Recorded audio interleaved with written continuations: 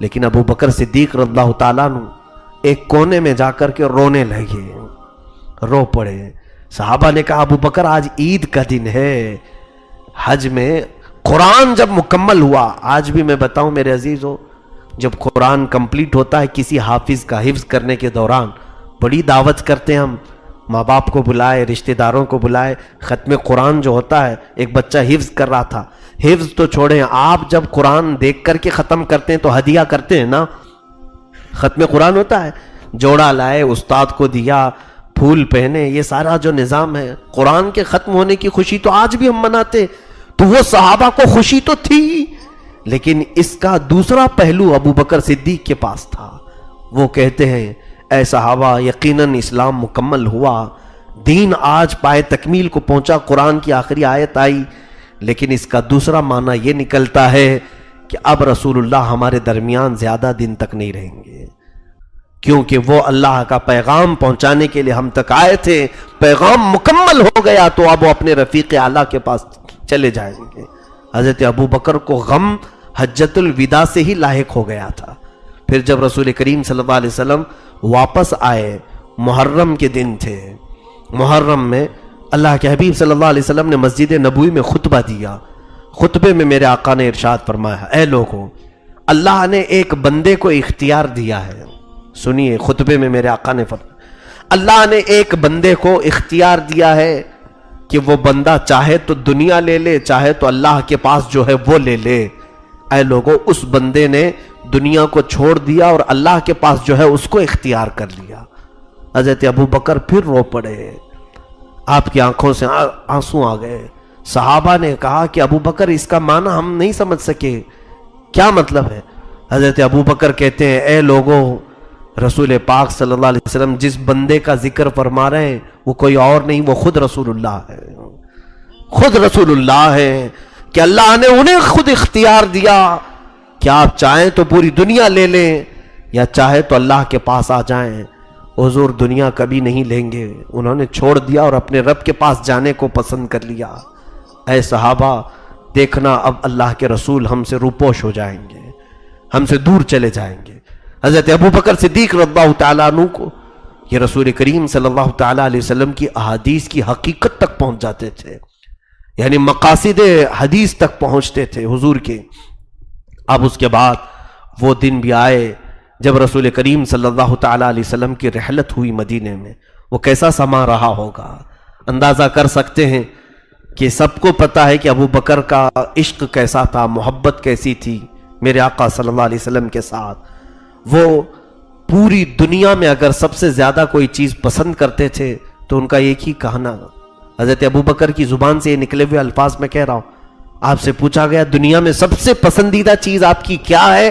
کہتے ہیں النظرۃ الی وجہ رسول اللہ، رسول اللہ کے چہرے کو دیکھنا مجھے دنیا میں سب سے زیادہ پسند ہے۔ اس ابو بکر صدیق پر کیا گزرے گا جب رسول کریم صلی اللہ علیہ وسلم کی اس دار فانی سے کوچ کرنے کا وقت آئے گا۔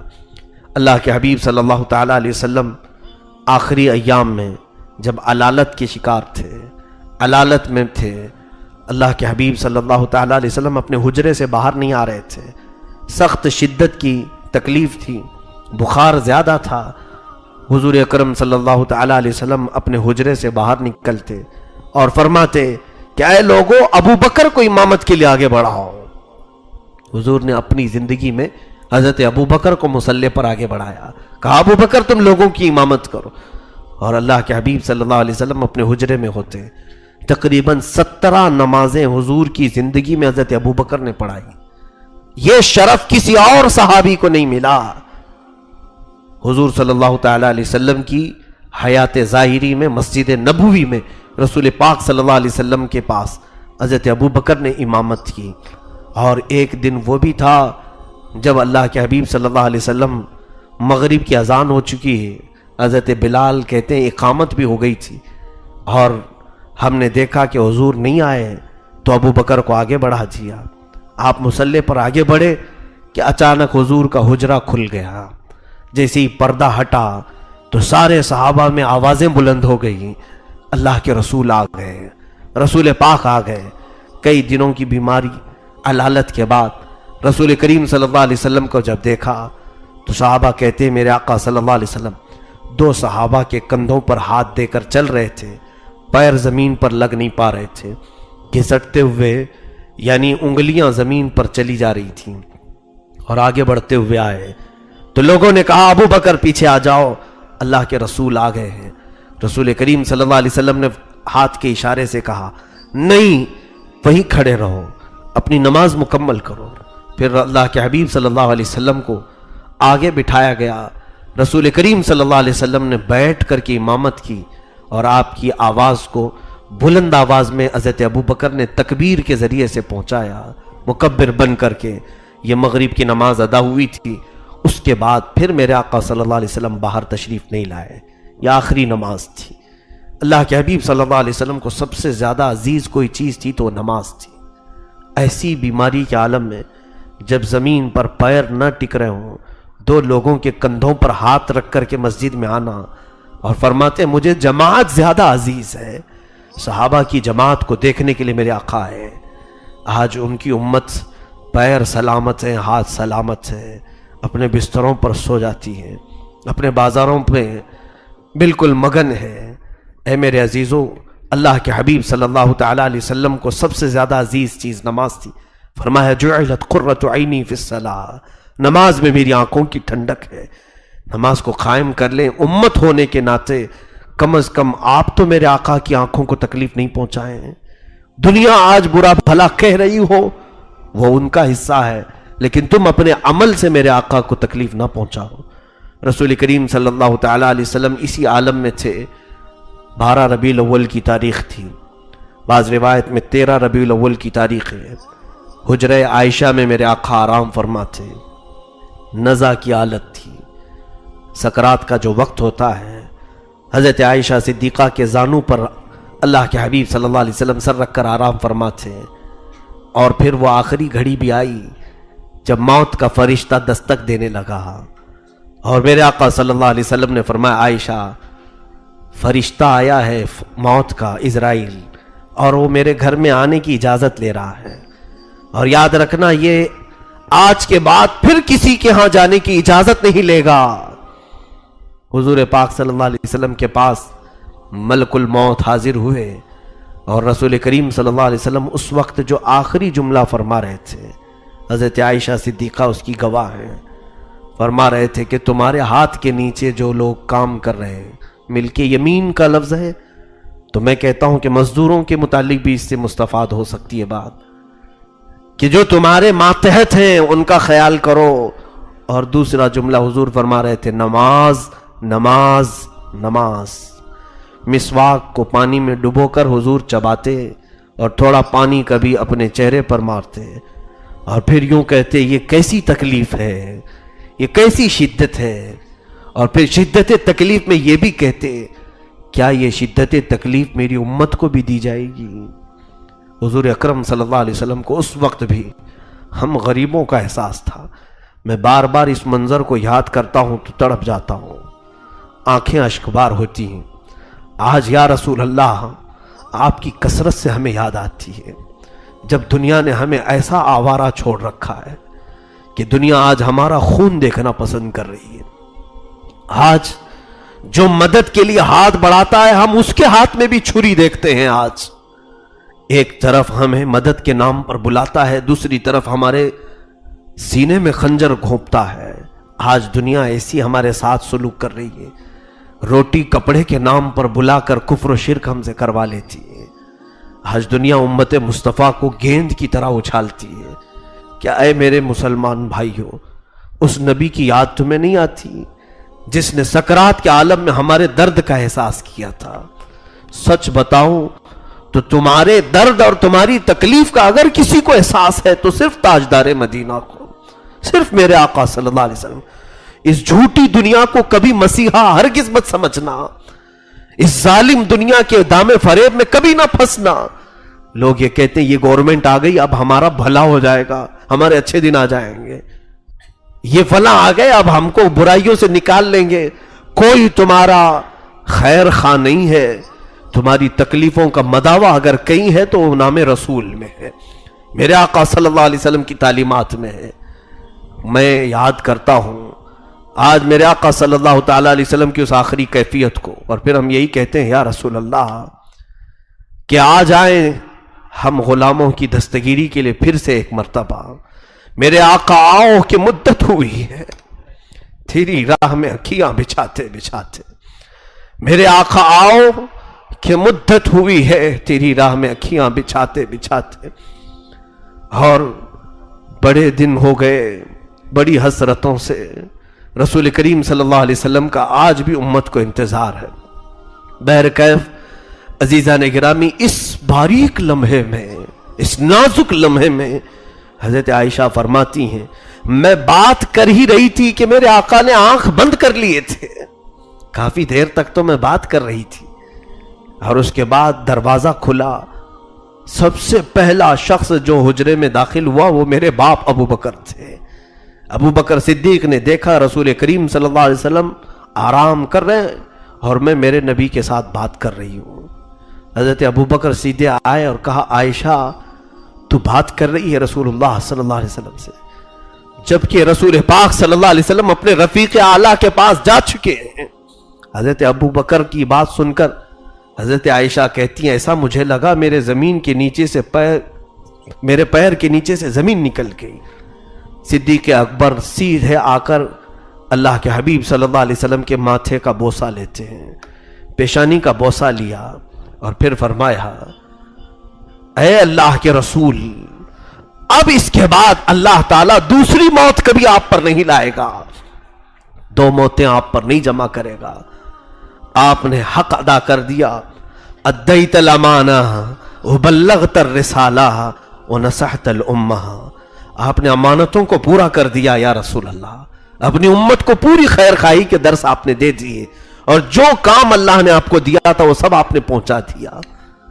کیسا صبر رہا ہوگا حضرت ابو بکر کے پاس، جو جان سے زیادہ جسے چاہتے ہیں وہ اپنے سامنے آنکھیں بند کر چکے ہوں. باہر جب آئے تو صحابہ کو خبر دی اے صحابہ اب ہمارے درمیان سے سورج غروب ہو چکا ہے، اب ہمارے درمیان سے آفتاب رسالت غروب ہو چکا ہے. صحابہ کی کیفیتیں الگ تھی، جو جہاں تھے وہیں جامد و ساکت بیٹھے ہوئے تھے. حضرت عثمان غنی کو لوگ چونٹی کاٹتے تو بھی احساس نہیں ہوتا. صحابہ ان کی کیفیت کو کوئی آج کا مسلمان کیا احساس کر سکے گا. صدیق اکبر رضی اللہ تعالیٰ عنہ ان صحابہ کی حالتوں کو دیکھ رہے تھے. حضرت عمر تو کہتے میں نہیں مانتا کہ اللہ کے رسول کا انتقال ہوا، اور کہتے کہ خبردار اگر کسی نے کہہ دیا تو میں تلوار سے گردن اڑا دوں گا. وہ اللہ کے پاس گئے واپس آ جائیں گے. ان کا صبر سب سے زیادہ اگر کسی نے تھاما ہے تو حضرت ابو بکر صدیق کی ذات سے ممبر پر چڑھ گئے. کہا اے صحابہ بتاؤ تم کس کی عبادت کرتے تھے، محمد کی یا اللہ کی؟ سبوں نے کہا ہم اللہ کی عبادت کرتے تھے اور محمد صلی اللہ علیہ وسلم اللہ کے رسول ہیں. اور آیت پڑھی وما محمد الا رسول قد خلت من قبلہ الرسل. محمد اللہ کے رسول ہیں، ان سے پہلے بھی بہت سارے رسول آئے. تو جو رسول کے بعد الٹے قدم واپس پھرے گا وہ اللہ کا کچھ نہیں بگاڑ پائے گا. پھر حضرت ابو بکر خطبے میں کہتے اے صحابہ جو اللہ کی عبادت کرتے تھے وہ اللہ کل بھی تھا آج بھی اور ہمیشہ رہے گا. تم اٹھو محمد صلی اللہ علیہ وسلم کے اس مشن کو لے کر آگے بڑھو. تو یہاں اسلام کی اس نبض کو آگے بڑھایا ہے صدیق اکبر نے، اور سب صحابہ کو کھڑا کیا. پھر نماز ہوئی. 2 دن تک رسول کریم صلی اللہ تعالی علیہ وسلم کی نماز جنازہ پڑھی جاتی رہی. پیر کو وصال ہوا تھا، بدھ کو دفن ہوا. صدیق اکبر رضی اللہ تعالیٰ عنہ اتنے غمگین تھے لیکن اظہار نہیں کیا، کیونکہ آپ اس وقت سب کے لیے آئیڈیل تھے، سب کے لیے نمونہ تھے. اللہ کے حبیب صلی اللہ تعالیٰ علیہ وسلم کے وصال کے بعد اب خلافت کے جو معاملات آئے، مہاجری اور انصار 2 جماعتیں تھیں. حضرت ابو بکر کا رول مجھے یہاں بتانا ہے. مہاجرین وہ جو رسول اللہ کے ساتھ ہجرت کر کے آئے مکہ سے، انصار وہ جو مدینے میں تھے. تو حضور صلی اللہ علیہ وسلم کی وفات کے چند دن کے بعد ہی انصار صحابہ کی میٹنگ ہوئی. اس میں بنی ثقیفہ ایک جگہ ہے وہاں پر میٹنگ ہوئی، اس میں حضرت سعد ابن عبادہ رضی اللہ تعالیٰ بیمار تھے اور بڑے صحابی تھے. انہوں نے سارے انصار صحابہ کو جمع کیا اور انصار صحابہ کی فضیلت میں بیان کیا. اے صحابہ، تم انصار ہو، تم دنیا کی وہ قوم ہو جس قوم میں رسول اللہ آنا پسند کیے. تم رسول اللہ کے حامی و ناصر رہے ہو. رسول کریم صلی اللہ تعالیٰ علیہ وسلم کی خلافت کے سب سے زیادہ حقدار تم ہو. انصار کو انہوں نے تبلیغ کی اور تقریر کی اور کہا دیکھو، جب رسول کریم صلی اللہ تعالیٰ علیہ وسلم نے اسلام کی دعوت دی تو ان کے شہر والوں نے ان کو بڑی تکلیفیں پہنچائی، لیکن مدینے والوں نے حضور کو نہیں تکلیف پہنچائی. حضور جہاں کہتے تھے ہم جنگوں کے لیے نکل جاتے تھے. تو رسول پاک صلی اللہ تعالیٰ علیہ وسلم کی حمایت کرنے والے انصار سب سے زیادہ ان کی خلافت کے حقدار ہیں. تو یہاں انصار کی الگ میٹنگ ہوئی. حضرت ابو بکر تو انصار میں نہیں، مہاجرین میں ہے نا. انصار کی جب یہ میٹنگ ہوئی تو کسی ایک صحابی نے یہ بھی پوچھا انصاریوں سے. انصاری کا مطلب وہ آج کی برادری انصاری مت سمجھ لینا. انصار صحابہ کی ایک جماعت ہے جنہوں نے رسول اللہ کی حمایت کی تھی مدینے میں. تو ایک صحابی نے پوچھا کہ اگر مہاجرین ہماری بیعت سے انکار کر دیں، ہماری خلافت کو نہ مانیں تو کیا کیا جائے گا؟ تو پھر ایک صحابی نے کہا ایسا کیا جائے مہاجرین میں سے ایک امیر بنائیں، انصار میں سے ایک امیر بنائیں. میں آج پوری تاریخ آپ کو بتا رہا ہوں کیسے خلافت ہوئی. تو یہ مشورہ ہوا تو پھر سارے صحابہ نے کہا ایسا نہیں ہوگا کہ بیک وقت دو امیر ہو جائیں، فتنہ بڑھ جائے گا، فتنہ بہت بڑھ جائے گا. پھر جب یہ میٹنگ ہو رہی تھی حضرت عمر رضی اللہ تعالیٰ عنہ کو خبر ہوئی کہ انصار اپنے آپس میں میٹنگ کر رہے ہیں اور خلافت کے وہ اپنے آپ کو حقدار سمجھ رہے ہیں اور ان میں ہی کوئی خلیفہ ہونا چاہیے. تو حضرت عمر نے اس باریک مسئلے کو سلجھانے کے لیے حضرت ابو بکر حضرت ابو عبیدہ بن جراح کے ساتھ وہاں پر آ گئے. ابھی انصار کا فیصلہ نہیں ہوا تھا. تو حضرت ابو بکر صدیق کھڑے ہوئے، کہا کہ اے انصار، تمہاری حمایت سر آنکھوں پر، تم نے جو رسول اللہ صلی اللہ علیہ وسلم کی نصرت و حمایت کی تم اس میں سب سے زیادہ افضل ہو. جب رسول اللہ کے شہر والوں نے ان کا ساتھ چھوڑا تو تم نے ان کی حمایت کی. حضور نے جو تبلیغ کی اس کو تم نے ایکسیپٹ کیا. لیکن اے انصار، مہاجرین کا اس بات میں اور زیادہ مقام ہے کہ جس وقت اللہ کے حبیب صلی اللہ علیہ وسلم نے قرآن کو شروع کیا، سب سے پہلے مہاجرین مکہ والے ہیں جنہوں نے قرآن کو سنا اور اس کو ایکسیپٹ بھی کیا. جو یہاں مہاجرین ہیں وہ رسول اللہ صلی اللہ علیہ وسلم کے ساتھ مکہ کی ساری مشقتیں اور مصائب برداشت کیے ہوئے لوگ ہیں، اور پھر حضور صلی اللہ علیہ وسلم کے خاندان والے ہیں. قریش پورے عرب میں سب سے اعلیٰ خاندان ہے، لہٰذا ایسا کرو کہ قریش خاندان میں سے کوئی امیر ہو، خلیفہ ہو، کیونکہ رسول اللہ کا وہ خاندان ہے، اور انصار اس کے وزیر ہو کہ وہ امیر وزیروں سے پوچھے بغیر کوئی کام نہ کرے. حضرت ابو بکر صدیق نے جب یہ مشورہ دیا، پھر کسی صحابی نے انصاری نے یہ کہا کہ دو امیر بنا لیے جائیں، ایک مہاجرین میں سے ایک انصار میں سے. حضرت عمر نے کہا ایک میان میں دو تلواریں نہیں آ سکتی، یہاں فتنہ ہو جائے گا. تو پھر رائے اس پر جمع ہوئی. اختلاف یہ بظاہر دیکھنے میں لگ رہا تھا لیکن وہ اپنے معاملات کو سلجھا رہے تھے.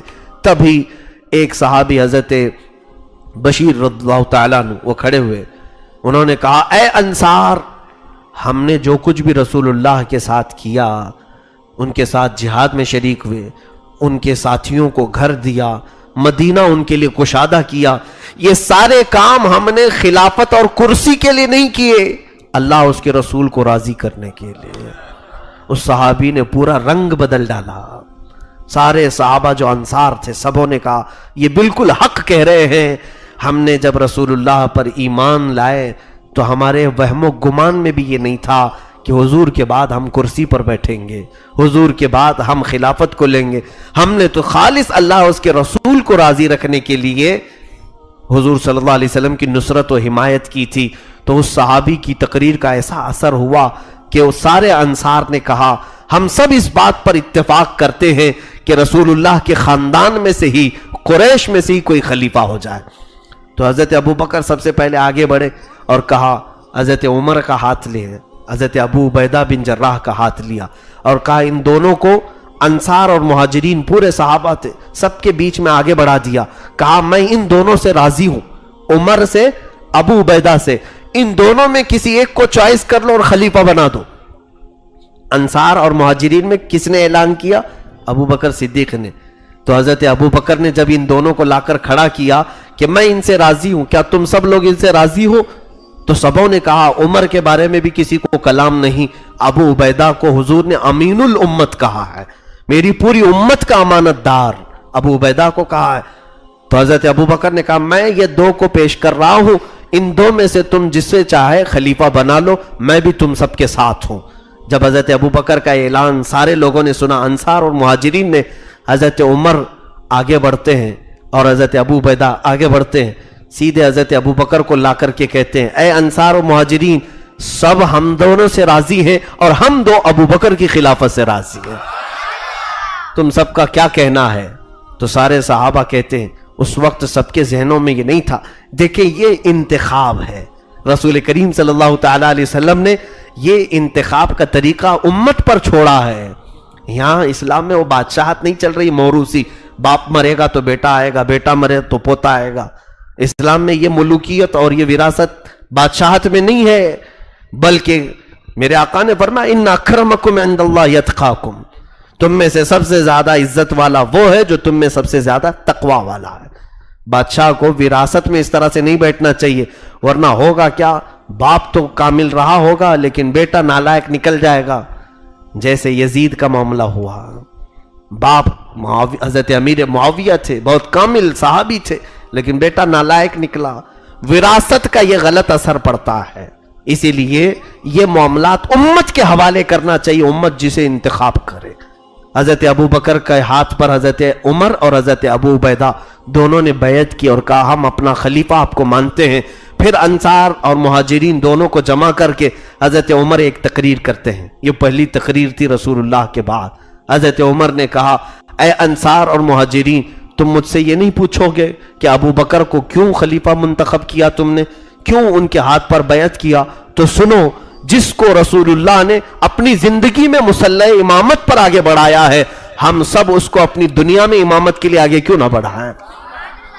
گویا کہ میرے آقا نے اشارتاً اپنی زندگی میں انہیں امام بنا کر کے یہ ہمیں پیغام دیا ہے کہ میرے بعد اگر تمہاری دنیا کی بھی کوئی امامت کر سکتا ہے تو ابو بکر ہے۔ تو سارے صحابہ حضرت ابو بکر کے ہاتھ پر بیعت کر لیے، چند صحابہ باقی رہ گئے تھے۔ کچھ نزاع ہے، کچھ چیزیں اعتراضات ہیں جو اس زمانے میں بہت پھیلیں گے، کیونکہ پہلے ہماری تقریریں ہوتی تھی، موٹی موٹی باتیں بتا کر کے آپ کو رخصت کر دیں۔ ابھی سوشل میڈیا کا زمانہ ہے، کیونکہ سارے مناظرے واٹس ایپ فیس بک میں ہوتے ہیں، اور پتہ نہیں کہاں کہاں کی بخاری بخارا سب لاتے ہیں، اس میں کوئی آتھینٹک ثبوت نہیں ہوتے، بول دیتے ہیں کہ بخاری میں، بخاری اصل بخاری میں تلاش کرے تو ہوتی بھی نہیں ہے۔ ایسی بہت ساری تشویش سنیوں کے دماغ میں ڈالے جانے کے ابھی موسم چل رہا ہے، اس لیے میں لگے ہاتھوں آپ کو کہوں گا، حضرت ابو بکر صدیق کے ہاتھ پر حضرت علی نے بیعت نہیں کیا۔ یہ شوشہ چھوڑتے ہیں لوگ، حضرت علی آپ نے بیعت نہیں کیا، حضرت زبیر رضی اللہ تعالیٰ عنہ نے بیعت نہیں کیا، کچھ اور صحابہ تھے کیونکہ وہ موقع پر حاضر نہیں تھے۔ اور پھر حضرت زبیر بن عوام حضور صلی اللہ علیہ وسلم کے پھوپھی زاد بھائی ہیں، وہ بھی قریش میں سے، ان کا اپنا موقف تھا، ان کی رائے یہ تھی کہ حضرت علی کو خلیفہ بنایا جائے، ان کی اپنی رائے تھی، سارے صحابہ کی نہیں۔ حضرت علی رضی اللہ تعالیٰ عنہ، حضرت زبیر خلافت حضرت ابو بکر صدیق کی جب اعلان ہوا تو بیعت شروع میں نہیں کیے، بعضوں نے لکھا ہے کہ 40 دن گزر گئے، حضرت ابو بکر ان دونوں کو طلب کیے، ان سے پوچھا حضرت زبیر اور حضرت علی رضی اللہ تعالیٰ عنہ سے کہ آپ دونوں اگر حق سمجھتے ہو اپنی خلافت کا تو یہ میری ذمہ داریاں لیں اور آپ اس کو نبھائیں۔ حضرت علی اور حضرت زبیر رضی اللہ تعالیٰ عنہ اسی وقت کہتے ہیں نہیں اے خلیفہ رسول اللہ، اے اللہ کے رسول کے خلیفہ، ہم آپ کو اپنا امیر اور اپنا امام تسلیم کرتے ہیں۔ انہوں نے بھی بیعت کی، یہ تاریخ کی سچائیاں بتاتی ہیں۔ چند دنوں کی تاخیر جو ہوئی اس کے وجوہات الگ ہو سکتے ہیں، وہ کسی اور موقع پر عرض کروں گا۔ اب یہاں جو کچھ چیزیں پیش کی جاتی ہیں، صدیق اکبر رضی اللہ تعالیٰ عنہ کی خلافت کا کل زمانہ 2 سال 3 مہینے تھا۔ کتنے؟ 2 سال 3 مہینے آپ خلیفہ رہے۔ حضرت ابو بکر صدیق رضی اللہ تعالیٰ عنہ جیسے ہی خلیفہ بنے ساری باغ ڈور آپ نے سنبھال لی، اور بیک وقت کئی محاذ پر آپ نے ایسا رویہ پیش کیا، اللہ اکبر۔ رسول کریم صلی اللہ علیہ وسلم کی وفات کے بعد کئی فتنے اٹھ گئے، کچھ لوگ مرتد ہو گئے، اسلام چھوڑ کر چلے گئے، یعنی وہ مرتدین، وہ ایک جماعت بن گئی۔ کچھ ایسے لوگ جو زکوٰۃ کا انکار کرنے لگے، مسلمان تھے، ساری چیزیں مانتے ہیں لیکن ہم زکوٰۃ نہیں دیں گے، زکوٰۃ ہم رسول اللہ کے پاس دیتے تھے، اب ان کے بعد نہیں دیں گے۔ ایک جماعت وہ تیار ہوئی، ایک جماعت جس کو حضرت اسامہ بن زید کی سپہ سالاری میں حضور نے اپنے حیات میں ہی بھیجا تھا۔ حضرت اسامہ بن زید یہ ایک بڑا لشکر لے کر کے جا رہے تھے ملک شام کی طرف، لیکن ابھی مدینے سے باہر ہی تھے کہ حضور کی وفات کی خبر آ گئی، تو وہ بیچ میں سے ہی لشکر واپس آ گیا تھا۔ تو حضرت ابو بکر صدیق نے اس لشکر کو بھی بھیجا۔ صحابہ کہہ رہے تھے اے ابو بکر اس وقت کئی معاملات ہیں، دیکھیں ملک کو کئی حالات درپیش ہیں، ایک طرف اچھا چوتھی مقام پر کچھ جھوٹے نبی پیدا ہو گئے تھے، اسود عنسی، مسیلمہ کذاب، یہ وہ لوگ ہیں جنہوں نے اپنی نبوت کا اعلان کر دیا، محمد کے بعد ہم نبی ہیں۔ وہ اپنے کچھ لوگوں کو حواری مواریوں کو جمع کر کے اپنی نبوت کا اعلان کر گئے تھے۔ صدیق اکبر کے پاس 4 محاذ تھے، اور ویسے حالت میں حضرت اسامہ بن زید کو ایک بڑا لشکر دے کر کے بھیج رہے جہاں رسول اللہ نے بھیجا تھا۔ صحابہ نے کہا اس لشکر کو روک لیں، ہم اسود عنسی، مسیلمہ کذاب، ان کے ساتھ مقابلہ کرنے میں صحابہ کی جماعت کا استعمال کریں گے، اور ایک طرف مرتدین ہے جو اسلام چھوڑ کر کے گئے فتنہ مچا رہے ہیں، ایک طرف زکوٰۃ کا انکار کرنے والے، ان سے نپٹیں گے، اسامہ بن زید کو روک دے۔ صدیق اکبر نے کیا کہا جانتے ہو؟ میں ہوتا کون ہوں؟ جس لشکر کو رسول اللہ نے بھیجا میں کیسے روک سکتا ہوں؟ اسامہ بن زید کو جب ان کی عمر تقریباً 19 سال کی تھی، حضور صلی اللہ علیہ وسلم نے انہیں سپہ سالار اپنی زندگی میں بنایا تھا، اسامہ بن زید کو۔ اب وہ گھوڑا لے کر کے آگے بڑھے تو صحابہ نے ایک مشورہ اور بھی دیا کہ ان کے علاوہ کسی بڑے صحابی کو سپہ سالار بنا دیں۔ صدیق اکبر نے کہا ہرگز نہیں، جس کی سپہ سالاری رسول اللہ نے بنائی ہے ابو بکر اس کو رد نہیں کر سکتا۔ اور اس کے بعد اسامہ بن زید کو گھوڑے پر بٹھایا اور ان کے گھوڑے کی رسی پکڑ کر کے خود چلنے لگے، مدینے کے باہر تک لائے اسامہ بن زید کو بٹھا کر کے گھوڑے میں۔ کہاں حضرت ابو بکر کی عمر 60 سال کی اور ان کی عمر 19 سال کی، ہاں ان کو گھوڑے پر بٹھا کر چلنے لگے، پورا لشکر اسلام پیچھے چل رہا ہے۔ کئی مرتبہ وہ اتر پڑے گھوڑے سے، اسامہ بن زید کہا اے خلیفہ رسول گستاخی نہ ہو جائے، میں گھوڑے پر سوار ہوں اور آپ میرے گھوڑے کی نکیل پکڑ کر چل رہے ہیں۔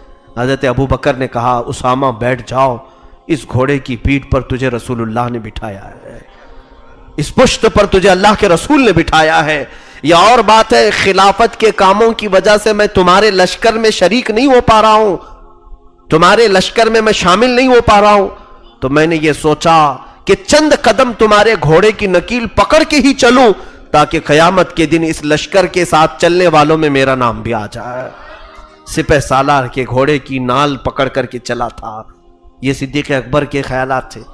اس وقت بیک وقت کئی معاملات پر آپ نے محاذ چھیڑے اور سب کو سر کیا۔ اسامہ بن زید بھی فتح سے ہمکنار ہوئے، اسود عنسی کو مارا گیا جس نے جھوٹے نبی ہونے کا دعویٰ کیا تھا، مسیلمہ کذاب کو بھی قتل کیا گیا جو جھوٹا نبی ہونے کا دعویٰ کیا، زکوٰۃ کے انکار کرنے والوں کا بھی خاتمہ ہو گیا، مرتدین کو بھی ختم کیا گیا۔ 2 سال کے اندر حضرت ابو بکر صدیق نے سارا محاذ اپنے فیور میں کر لیا، اسلام کے فیور، اور فیلڈ ایسی ہموار کر دی کہ 2 سال کے بعد حضرت ابو بکر صدیق رضی اللہ تعالیٰ عنہ نے خلافت کے امور کو ایسے پھیلایا تھا، ایسے نرمی میں، ایسے عدل و انصاف کو قائم کیا تھا کہ کسی کو آپ کی خلافت پر اب شک بھی نہیں تھا، کسی کو انکار کی گنجائش بھی نہیں تھی، مجال بھی نہیں۔ ایک اور بات بتاؤں میں آپ کو، ان کی عدل و مساوات، انصاف، غربہ پروری، مساکین کا خیال کرنا اتنا زیادہ تھا۔ اللہ اکبر، مدینے میں رات کے وقت اٹھ کر کے گھروں کو جایا کرتے تھے، اور جو غریب ہے یا کوئی بیوہ ہے یا کسی کے گھر کا کوئی سہارا نہیں، اس گھر میں بغیر بتائے ہوئے جا کر ان کی مدد کر کے آتے تھے۔ حضرت عمر خود کہتے ہیں میں نے زندگی میں دیکھا کسی بوڑھی کی مدد کر لوں تاکہ اس اجر و ثواب میں شامل ہو جاؤں۔ بڑی مشکل سے ایک بوڑھی عورت ملی جس کا کوئی نہیں تھا، کمزور خاتون تھی، میں سوچتا کہ جا کر کے اس کے گھر کا سارا کام کر کے آؤں۔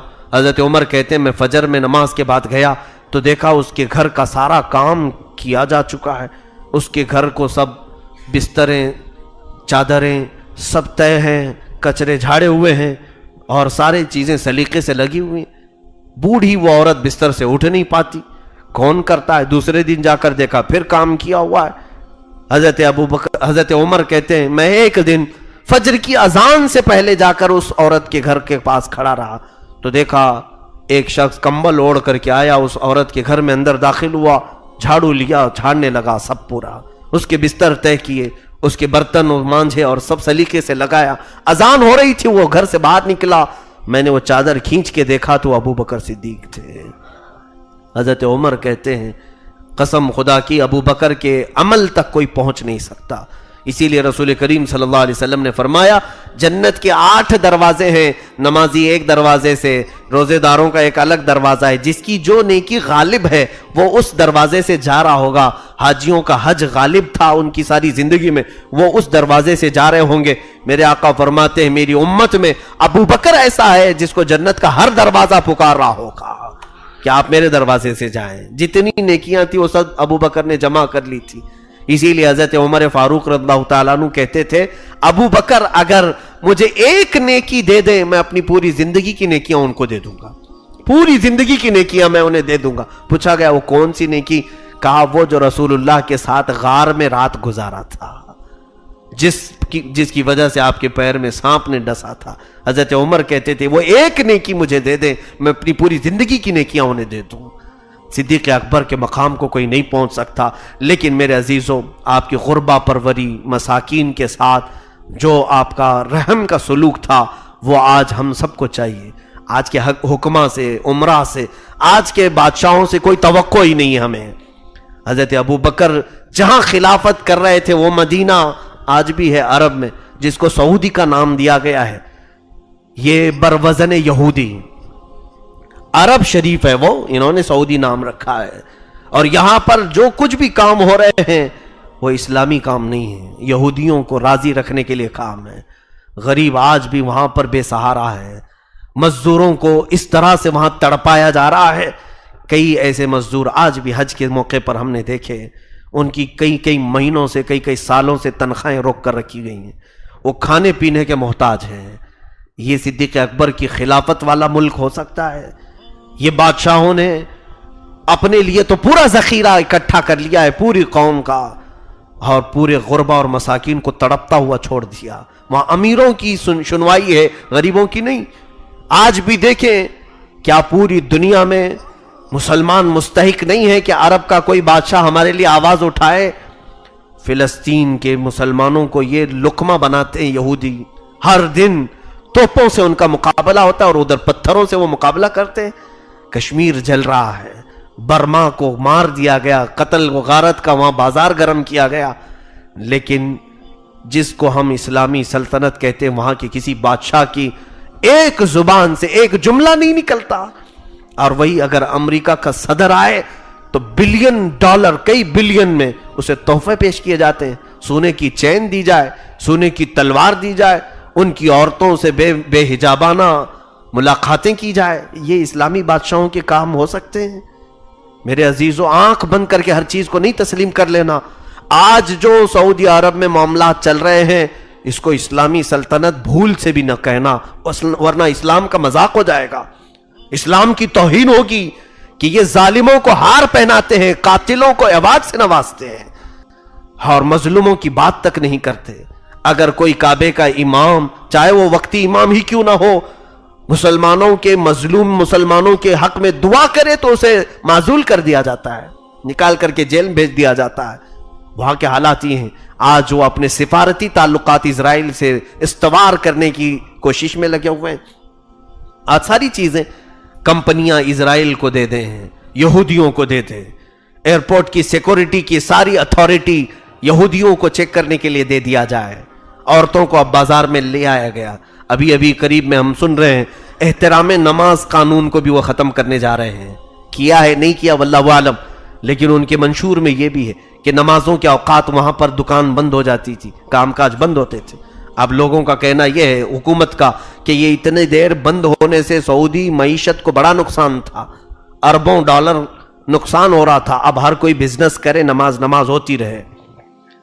تو اس ملک میں اب خیر کی کوئی گنجائش نہیں جو یمن کو اپنے توپوں سے مقابلہ کر رہا ہے۔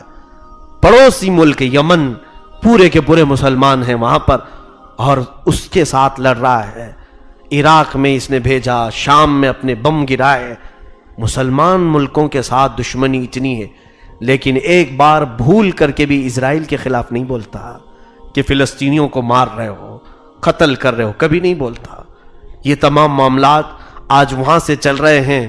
میرے عزیزوں، کمپیر ہرگز مت کرنا وہاں کے بادشاہوں کو، وہاں کے جھوٹے مولوی، لالچی مولوی جن کو کتوں سے بھی زیادہ ذلیل زندگی ہے میں سمجھتا ہوں، وہ صرف ان کے ریال پر پلنے والے مولوی کہتے ہمارا بادشاہ ابو بکر کا عکس ہے، ہمارا بادشاہ عمر کا عکس ہے، یہ وہاں کے مولوی کہہ رہے ہیں۔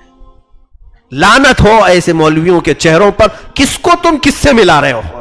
صدیق اکبر کو آج جیسے یہ ظالموں سے جو عیاش ہیں اور زنا کے پجاری ہیں، ان لوگوں کو صدیق اکبر سے ملاتے ہو؟ شرم کرو، چاہے وہ یہاں کے ہوں کہ وہاں کے ہوں، سارے مولویوں سے میں کہتا ہوں صدیق اکبر تو وہ تھے۔ حضرت عمر کہتے ہیں میں نے لوگوں سے پوچھا کہ لوگوں صدیق ابو بکر کوئی ایسا کام کرتے ہوں جو میں نہیں کر رہا ہوں تو مجھے بتاؤ۔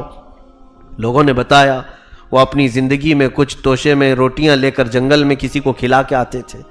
حضرت عمر کہتے میں بھی گیا ایک دن، پتہ نہیں کس کو کھلاتے تھے، جا کر کے جنگل میں تلاش کیا تو ایک معذور آدمی ملا جس کے ہاتھ پیر کٹے ہوئے تھے، ہاتھ بھی نہیں پیر بھی نہیں۔ میں نے اس کو روٹی کھلائی، وہ اندھا بھی تھا۔ وہ پوچھنے لگا اے آنے والے کیا ابو بکر کا انتقال ہو گیا؟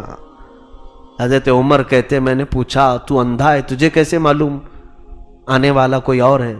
وہ کہتا ہے کیونکہ ابو بکر کو معلوم تھا میرے منہ میں دانت نہیں، وہ روٹی اپنے منہ سے چبا کر میرے منہ میں ڈالتے تھے۔ آج تو پوری روٹی کھلا رہا ہے تو مجھے لگا کہ کوئی اور آیا ہے، ابو بکر نہیں آیا۔ اس خلیفہ اسلام کی تربت پر لاکھوں سلام۔ صدیق اکبر کے مقام کو کوئی پہنچ نہیں سکتا۔ میرے عزیزو، آخری بات کی طرف چلوں۔ جمادی الاخر کا مہینہ تھا، ٹھنڈیوں کے دن تھے، آپ نے غسل فرمایا تو غسل کی وجہ سے سردی اور بخار جکڑ گئے اور اسی بیماری میں آپ کی وفات ہوئی۔ حضرت ابو بکر صدیق رضی اللہ تعالیٰ عنہ نے وصیت کی تھی اپنے صحابہ سے، حضرت عائشہ سے بھی کہا کہ جس حجرے میں میرے آقا آرام فرمائے ہیں، رسول اللہ صلی اللہ علیہ وسلم کی قبر اطہر جہاں ہے وہ حضرت عائشہ کا کمرہ ہے، اسی میں حضور کی وفات ہوئی، اسی میں حضور دفن ہوئے۔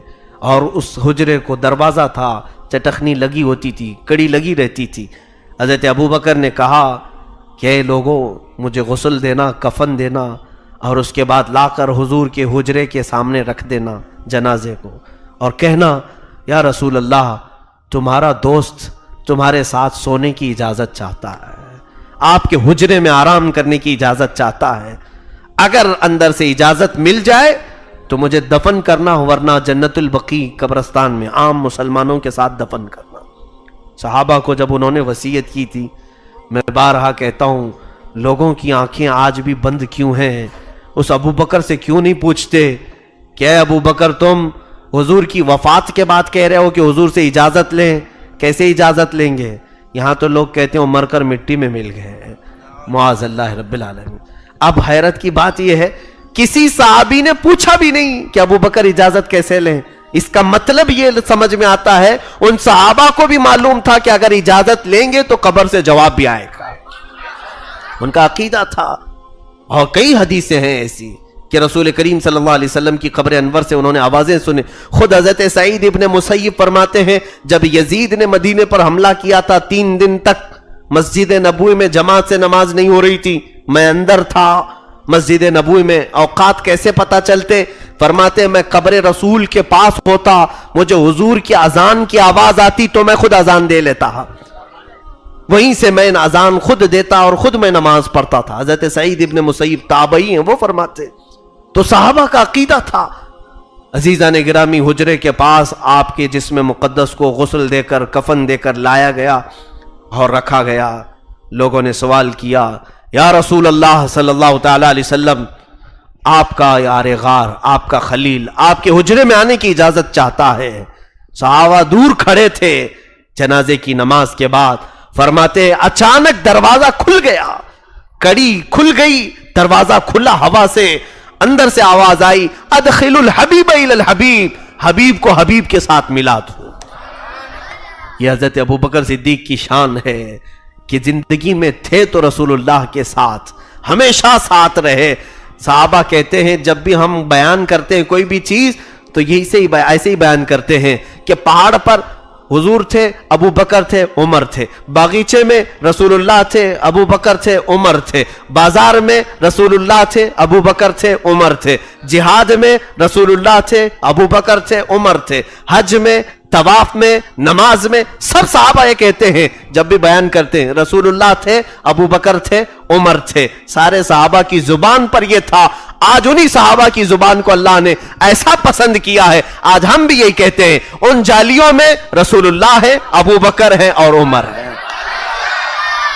یہ رسول کریم صلی اللہ تعالی علیہ وسلم کے ساتھ آپ کو دفن کیا گیا۔ لاکھوں سلام ان کی تربت انور پر۔ میرے آقا کا فیض آج بھی وہ پا رہے ہیں۔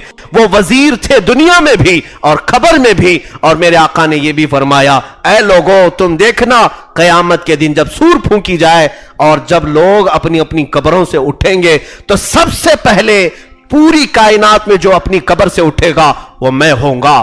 میرے آقا فرماتے ہیں اس کے بعد ابو بکر اٹھیں گے، پھر عمر اٹھیں گے۔ رسول پاک فرماتے ہیں میدان محشر میں میں اس حال میں آؤں گا کہ ایک ہاتھ میرا ابو بکر کے کندھے پر ہوگا، دوسرا ہاتھ عمر کے کندھے پر ہوگا۔